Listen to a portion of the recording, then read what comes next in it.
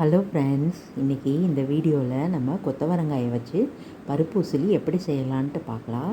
அதுக்கு நான் 1/4 கிலோ கொத்தவரங்காய் எடுத்து கழுவிட்டு பொடி பொடியாக நறுக்கி ஒரு குக்கரில் சேர்த்துருக்கிறேன். காய் முழுகிற அளவு தண்ணி சேர்த்துட்டு காய்க்கு தேவையான அளவு உப்பு சேர்த்து மூடி போட்டு குக்கரில் 3 விசில் விட்டு எடுத்துக்கலாம். ஒரு மிக்ஸி ஜாரில் சோம்பு, ஒரு பல் பூண்டு, 3 வரமிளகா, ஊற வச்சுருக்கிற கடலைப்பருப்பு. நான் கடலைப்பருப்பை ஏற்கனவே ஒரு 2 மணி நேரத்துக்கு முன்னாடி ஒரு 2 ஸ்பூன் அளவு எடுத்து ஊற வச்சுருக்கிறேன். அதையும் சேர்த்து மிக்ஸி ஜாரில் சேர்த்து குறைன்னு அரைச்சி எடுத்துக்கலாம்.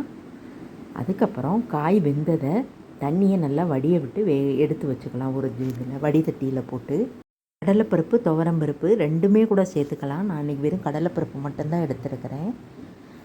ரெண்டுமே ஒரு ஸ்பூன் சேர்த்துக்கலாம். கடலைப்பருப்பு, துவரம்பருப்பு. நான் இன்றைக்கி வெறும் கடலைப்பருப்பு மட்டும் 2 ஸ்பூன் எடுத்து குறைன்னு அரைச்சி எடுத்து வச்சுருக்கேன்.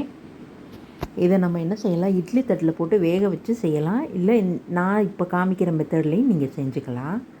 இப்போ அடுப்பில் ஒரு கடாயில் எண்ணெயை ஊற்றி ஒரு 2 ஸ்பூன் அளவு எண்ணெய் ஊற்றிக்கணும். ஊற்றிட்டு கடுகு, உளுத்தம்பருப்பை போட்டு தாளிச்சிட்டு அது பொரிஞ்சதுக்கப்புறம் 1 ஸ்பூன் பெருங்காயத்தூள் போட்டு அதுவும் பொரிஞ்சதுக்கப்புறம் நறுக்கி ஒரு பெரிய வெங்காயத்தை நறுக்கி வச்சுருக்கிறேன். அதை பொடி பொடியாக அதையும் சேர்த்து அது நல்லா செவக்க வதங்கினதுக்கப்புறம் வேக வச்சுருக்க காயையும் சேர்த்து ஒரு 2 வதக்கிக்கோங்க. இப்போ அரைச்சி வச்சுருக்கிற பேஸ்ட்டை அது வெந்த காயோடு சேர்த்து அது ஒன்றோட ஒன்று கலக்கிற மாதிரி மிக்ஸ் பண்ணி நல்லா விடணும். சிம்மிலே தான் வைக்கணும், அதிகமாக தீ வச்சிடக்கூடாது, இல்லைன்னா அடி பிடிச்சிக்கிறோம். காய் நல்லா சுருண்டு வரும். இந்த பருப்பு வெந்து நல்லா பூ மாதிரி பிரிஞ்சு வரும்.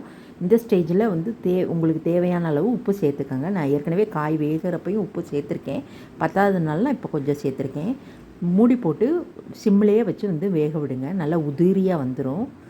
நல்லா சுருண்டு வந்ததுக்கப்புறம் உங்களுக்கு தேவையான அளவு தேங்காய் பூ திருவி போட்டுக்கலாம். தேங்காய் பூ விருப்பம்னா போட்டுக்கோங்க, இல்லைன்னா ஸ்கிப் பண்ணிக்கலாம். நான் தேங்காய் பூ போடுறேன். போட்டுட்டு நல்லா கிளறி விட்டுக்கலாம்.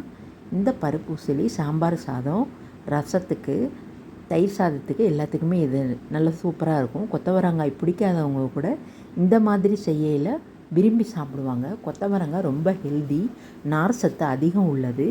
எல்லோரும் செஞ்சு பாருங்கள். வீடியோ பிடிச்சிருந்தா மறக்காமல் சப்ஸ்கிரைப் பண்ணிக்கோங்க.